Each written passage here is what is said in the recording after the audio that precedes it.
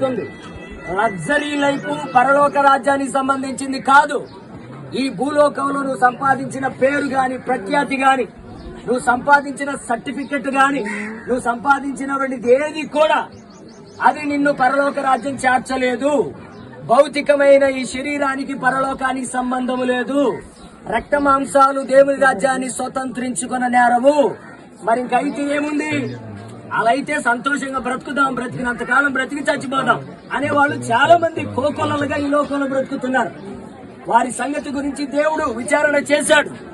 అప్పుడు ఆయన జరిగిపోయిన గతాన్ని ఒక రోజున ఆ యొక్క వేతన అనే స్థలములో, పాతాళములో ఒక వ్యక్తి ఉన్నప్పుడు అతడు కనులెత్తి చూసి అబ్రహామును పిలుస్తూ ఉన్నాడు. ఓ అబ్రహామా, తండ్రి అయిన అబ్రహామా, నాకు దప్పిక ఉంది, నాకు దప్పిక చలార్చడానికి ఆ లాజరుని పంపించమని ఒక కేక వేస్తా అంటున్నాడు. నీ దగ్గరికి మేము రావడానికి, మా దగ్గరికి నీవు రావడానికి అవకాశాలు లేవు. అయితే ఇతడు ఇక్కడ నెమ్మది పొందుతున్నాడు, నీ వేతన పడుతున్నావు. కారణం ఏంటంటే నీవు సుఖభోగములు యందు ఆసక్తి చూపావు.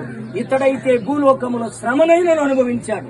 దేవుని రాజ్యం సంపాదించుకోవడానికి సుఖభోగాలను ఎదిరించేవారు కావాలి. దేవుని రాజ్యం సంపాదించుకోవాలంటే నీ సొంత కోరికలను జయించాలి. నీ చెడు తలంపులను వదులుకోవాలి.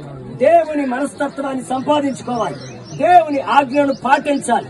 నువ్వు ముసలోడివైనా, వయసువాడివైనా, నువ్వు ఎలాంటి వ్యక్తివైనా, నీకు ఒక వయసు వచ్చాక, జ్ఞాపక శక్తి వచ్చాక, జ్ఞాపక శక్తి లేని పిల్లలను దేవుడు విడిచిపెడతాడు. గాని జ్ఞాపక శక్తి వచ్చింది, నాకు 6 సంవత్సరాల నుంచి అన్ని గుర్తేనని అంటారు కదా, అప్పటి నుంచి దేవుని యొక్క లెక్కలోనికి తీసుకుంటాను నిన్ను.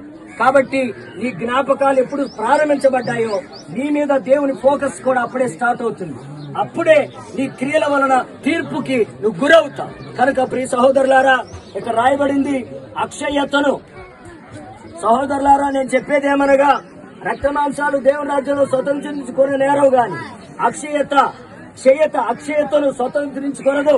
ఇదిగో మీకు ఒక మర్మం తెలుపుతున్నాను. మనమందరము నిద్రించము గాని నిమిషములో ఒక్క రెప్పపాటున కడబూర మురగగానే మనమందరము మారు మనసు పొందుదాము. హల్లెలూయా. మనమందరం కూడా మార్పు చెందుతాం నిరీక్షణ కలిగి ఉంటే. ఇలాగ అయ్యగారు చెప్పాడు, నిరీక్షణ కలిగి ఉండాలి. ఏ నిరీక్షణ?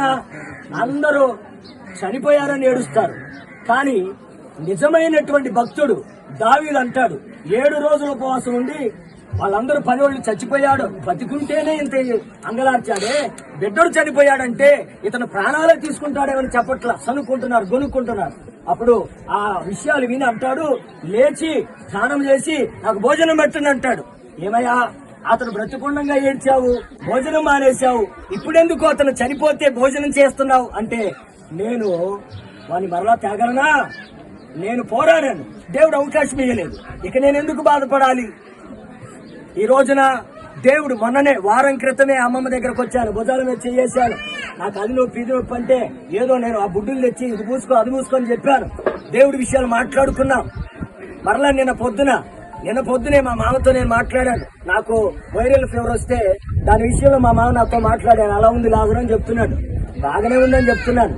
ఇదంతా బాగానే ఉంది, కానీ తెల్లవారేసరికి నాకు తెలిసిన వార్త ఏంటంటే అమ్మమ్మ లేదు అని. దేవుని చెంతకు వెళ్ళిపోయింది. రక్త మాంసాలు తీసుకొని వెళ్ళలేం, మన క్రియలు వెళ్తాయి, మనం చేసిన క్రియలు వెళ్తాయి ప్రియులారా. కాబట్టి నా కొడుకు అది పెట్టాలి, నా కూతురికి ఇది పెట్టాలని అబద్ధాలు ఆడాల్సిన అవసరం లేదు. ఎవరి కోసమో నువ్వు అబద్ధాలు ఆడొద్దు, ఎవరి కోసమో మోసాలు చేయొద్దు. ఉన్న బ్రతుకునే, ఉన్న గుడ్డనే కట్టుకో, ఉన్న భోజనం చేయి, ఉన్నట్టుగానే బ్రతుకు, లేని దాన్ని ఆశించొద్దు. ఇక కాలం లేదు, సమయం లేదు. మేము వచ్చేటప్పుడు ఈ ఊరు పక్క ఆ ఊరేదో నాకు తెలియదు, ఆ టర్నింగ్ లో ఒక మెరుపు సర్రను కొట్టింది మాకు. గనక మేము లారీని క్రాస్ చేసి వస్తే ఆ మెరుపు మాకు తగలాలి. లారీ వాడికి తగిలింది. లారీ వాడు సడన్ బ్రేక్ కొట్టి కళ్ళు పావు గంట సేపు నలుపుకున్నాడు. ఆ మెరుపు అతనికి తగిలింది, అద్దాలు ఉండబట్టి బ్రతికిపోయాడు. సర్రం దిగింది, అంతే మెరుపు, అంతే. చెప్పలేం ఎవరు ఎప్పుడు ఎక్కడ దేవుడి చేత పిలువబడతారో చెప్పలేం. కాబట్టి రక్త మాంసాలకు ప్రాముఖ్యత ఇచ్చి దేవుడిచ్చిన ఆత్మ నిర్లక్ష్యం చేస్తున్న వారికి హెచ్చరిక, ఇప్పటికైనా దేవుని మాట వినండి.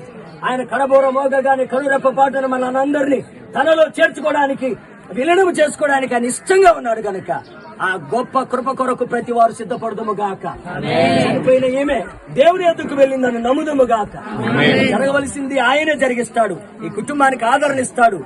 కనుక వచ్చిన మనమందరము కూడా తల వంచి ప్రార్థించి మన మనసును దేవునికి అప్పగించుకుందాం. దేవునికి అప్పగించుకొని మనల్ని మనము సిద్ధపరచుకుందాం. దేవుడి మాటలు దీవించునుగా.